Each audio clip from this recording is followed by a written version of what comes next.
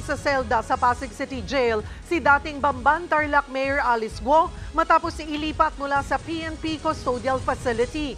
Pero kanina, muntik pa siyang ibalik ulit sa Campo Crame. Live mula sa Pasig, nasa frontline ng balitang yan, si Ria Fernandez. Ria, bakit tila may kalituhan kung saan ikukulong si Guo?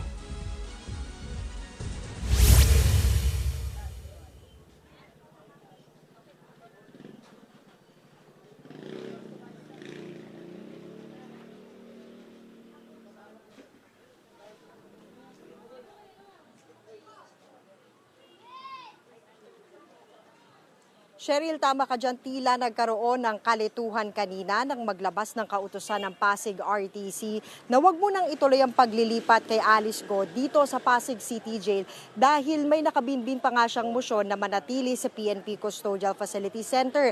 Pero dahil nailipat na nga dito sa piitan kaninang umaga, nilinaw ng korte na moot o wala ng bisa ang naturang kautusan. Alas 9 kaninang umaga, ibinyahe si dating Bamban Tarlac Mayor Alice Guo mula PNP Custodial Center sa Campo Crame para ilipat sa Pasig City Jail Female Dormitory. Alinsunod dito sa commitment order ng Pasig RTC Branch 167 para sa non-bailable na kasong qualified human trafficking. Gaya ng dati, mahigpit pa rin ang seguridad ng mga pulis.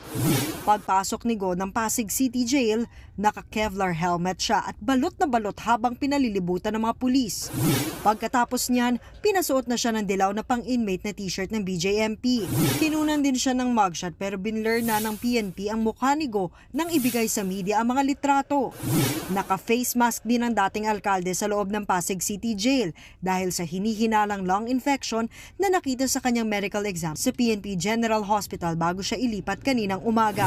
Dahil dyan, pansamantalang ibinukod si Guo kasama ang 3 pang detainee na nagpapagiling sa tuberculosis. Isinailalim din siya sa test para malaman kung may TB siya. As a policy kasi, paulit-ulit naming sinasabi, no VIP treatment. And kapag in-isolate namin yan, hindi ba parang it sends a message of VIP? Ayaw po namin ng ganun. Kaya gusto namin malaman na today kung may infection ba talaga. Lumabas naman sa test na negatibo sa tuberculosis si Guo. Agad siyang inilipat sa cell number 3 bilang ika-44 na inmate nito. Siyam lamang ang orihinal na kapasidad ng cell number 3 pero sa kasalukuyan higit 4 na po na raw ang nagsisiksikan dito.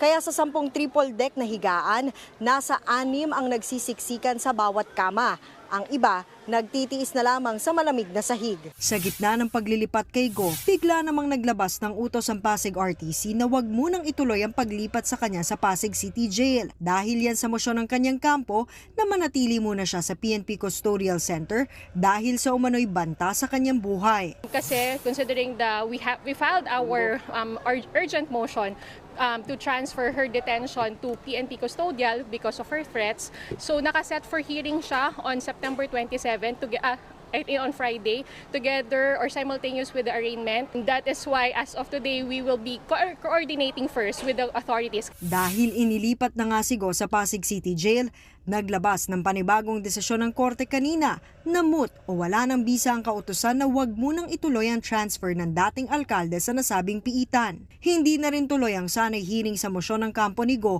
na manatili ang dating alkalde sa PNP Custodial Center. Nauna namang tiniyak ng BJMP na ligtas si Guo sa loob ng Pasig City Jail. Karamihan naman sa mga kaso ng mga inmate doon ay may kinalaman sa droga, habang ang iba ay crimes against property.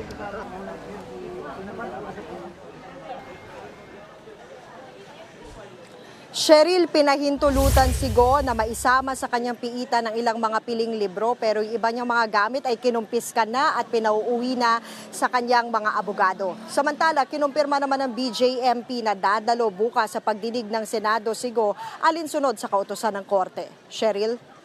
Maraming salamat, Ria Fernandez. Mga kapatid, Lucy Cruz Valdez po, maging maalam at may pakialam sa mga napapanahong balita sa bansa. Tumutok at mag-subscribe sa News 5 social media pages.